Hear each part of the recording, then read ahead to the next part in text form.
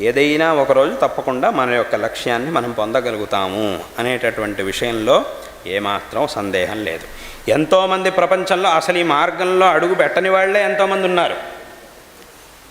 కాబట్టి వాళ్ళతో పోలిస్తే ఈ మార్గంలో పెద్ద సాధన చేయనప్పటికీ అథవా చేసే యోగ్యత లేనప్పటికీ కనీసం ఈ మార్గంలో వెళ్ళాలి అనే ఆలోచనతో ఈ మార్గంలో అడుగుపెట్టిన వాళ్ళు ఎంతో మేలు వాళ్ళకంటే. వాటి రోజున ఈ మార్గంలో అడుగు పెట్టారు కాబట్టి తప్పకుండా ఒకరోజు భగవంతుడు మనల్ని ఆ యొక్క లక్ష్యాన్ని పొందేట్టుగా చేస్తాడు అనేటటువంటి విషయంలో ఏమాత్రం సందేహం లేదు.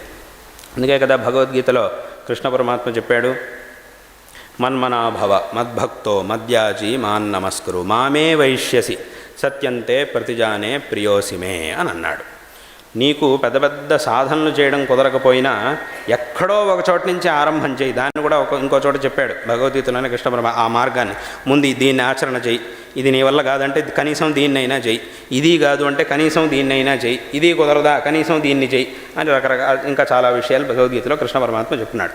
అంటే ఇన్నిటిలో ఏదో ఒకటి తప్పకుండా మనకి చేయడానికి వీలవుతుంది.